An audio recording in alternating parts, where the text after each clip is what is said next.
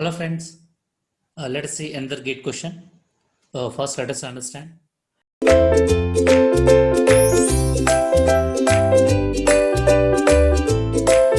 It is a wherever it is a big problem, very big problem, very lengthiest question. Either the answer will come in small steps or we have to concentrate on this problem. Let us see, it will come under which type of the case. Okay, let us read the problem. A multi-story building with a basement is to be constructed. Okay, fine. And the top 4 meter consists of a loose silt below which dense sand layer is present up to a great depth. Okay. The groundwater table is at the surface. Fine. The foundation consists of a basement of 6 meter width which will rest on the top of the dense sand. That means, see, to the loose silt is excavated to gain the good strength of the soil. So what they are given?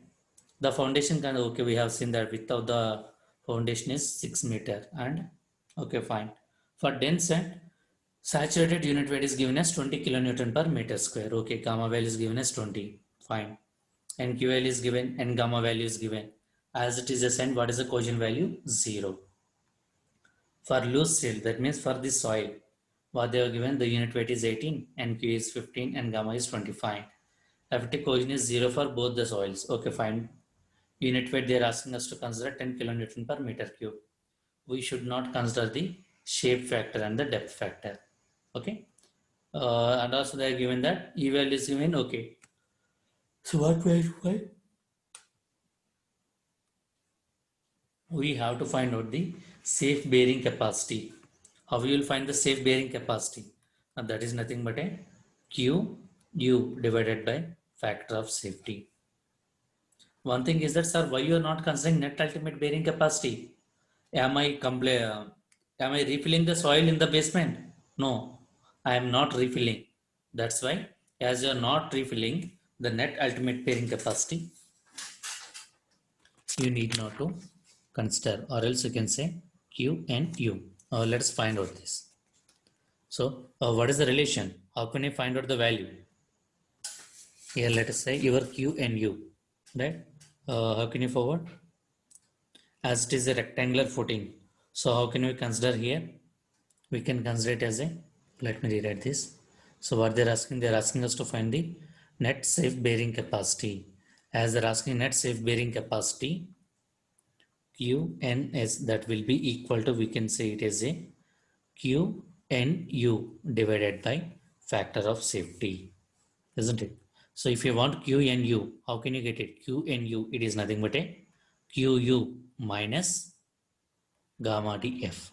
So let us find out what is QU, right? In general, what is the equation? Equation is nothing but a 1.3 CNC plus, as it is under submerged condition, I will use the gamma dash up to the gamma D. That means up to the depth of the foundation, we are having the loose silt. Because of the loose silt, here I'll say effective unit weight because of the silt into NQ value for the silt, nothing but a depth, plus 0.4 into B into gamma dash for the sand into N gamma for the sand. That means up to the depth of the foundation, we are having the silt. That's why we are having the loose sand properties. After the loose sand, we are having the dense sand. So that's why we are taking the dense sand properties. Now substitute the values here. If I substitute the values, this is nothing but a, what about the C value? As it is a sand, the C value will be equal to 0. Then what about the gamma dash for the silt? That is nothing but a 8.19 into 4 into 15 plus the remaining equation 0.4 into 10.19 into 6 into 45. So if you are solving this, we are getting this as value as around 1591.92 kilonewton per meter square.